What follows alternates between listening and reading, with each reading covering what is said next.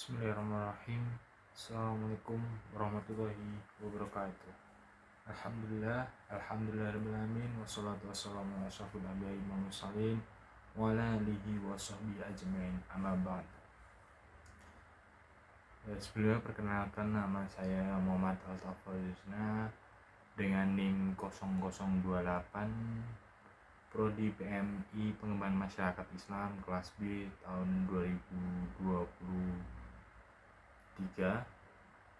mahasiswa UIN Salatiga. Nah, kali ini saya akan mengerjakan tugas UTS Retorika Dakwah, mata kuliah Retorika Dakwah, yaitu mereview buku yang berjudulkan Retorika Dakwah. Ini ya teman-teman, saya izin menggunakan laptop ini. Nah, ini yaitu buku dari Retorika Dakwah.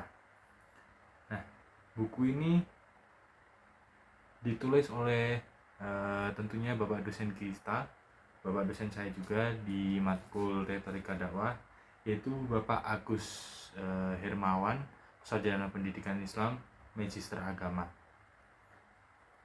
Buku ini diterbitkan oleh Yayasan Hajah Kartini di Kudus.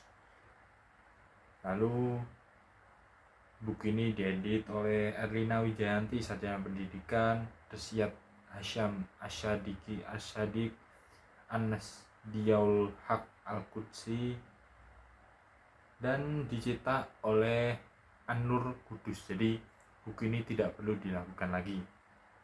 Nah, termasuk buku ini cetakan tahun 2018.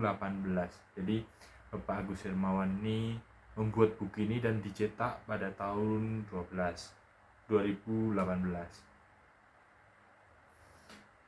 Buku ini berjumlah dengan total halaman yang diisi yaitu 45 halaman, dan kalau digabung dengan cover dan lain-lain mungkin sekitar 50-an halaman. Nah, mungkin buku ini tuh tidak terlalu tebal, akan tapi kita don't judge book by cover. Jadi jangan lihat buku itu dari covernya, cuma tipis, itu cuma berapa halaman. Nah, kalian belum tahu tentang isinya. Bisa saja buku itu tipis akan tapi isinya sangat penting, atau semua di buku itu daging-dagingnya. Jadi walaupun cuma tipis, tapi buku ini juga sangat menjelaskan semua. Jadi apa yang kita cari tentang retorika dakwah itu semua sudah dibahas dalam buku ini yang dibuat oleh Bapak Agus Hermawan. Nah, jadi di dalam buku ini saya akan review di beberapa bab. Yang pertama yaitu di bab pertama. Nah, ini ada pengertian retorika dakwah. Apa sih itu retorika dakwah? Nah, ini sudah dijelaskan dalam buku ini. Fungsi retorika dakwah itu apa, agar seorang dai menjadi apa, itu bisa ada di dalam buku ini, dan tujuannya, serta urgensi retorika dakwah. Seberapa urgensi seorang pendakwah itu memahami tentang sebuah retorika dakwah. Nah, yang di bab 2 yaitu berisi ayat-ayat Al-Quran dan hadis tentang dakwah. Nah, jadi buku ini juga menjelaskan tentang beberapa ayat-ayat Al-Quran dan hadis-hadis yang tentang retorika dakwah, seperti salah satu contohnya yaitu ini, Bismillahirrahmanirrahim, wal takum minkum ummatu yad'una ilal khairi wa ya'muruna bil ma'rufi wa yanhauna 'anil munkar wa ulaika humul muflihun. Nah, sadaqallahul adzim. Nah, mungkin itu salah satu contoh ayat-ayat yang ada di dalam retorika dakwah. Yang ketiga yaitu yang di bab 3, yaitu berisi tentang etika dakwah. Etika dakwah itu bagaimana sih etika seorang dai maupun etika seorang mat'u atau pendengar. Itu juga sudah dijelaskan di sini. Yang bab keempat yaitu metode dan strategi berdakwah. Nah, ini sangat penting dipelajari bagi seorang dai atau penyampaian materi. Bagaimana strategi yang efektif dilakukan, dan bagaimana cara memahami seorang mat'u, gimana sih caranya dai itu materinya atau dakwah yang disampaikan itu diterima oleh seorang mat'u.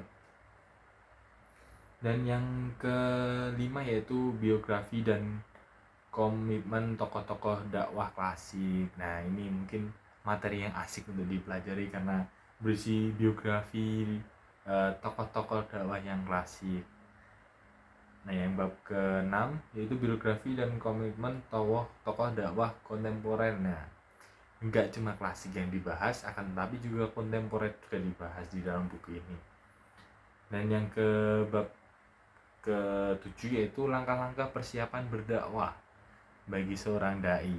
Nah, itu juga menjelaskan bagaimana sih langkah-langkahnya berdakwah seorang dai agar dakwah itu juga lancar dan dapat dipahami oleh semua mat'u atau pendengar kita. Itu juga sangat penting dipahami oleh seorang dai.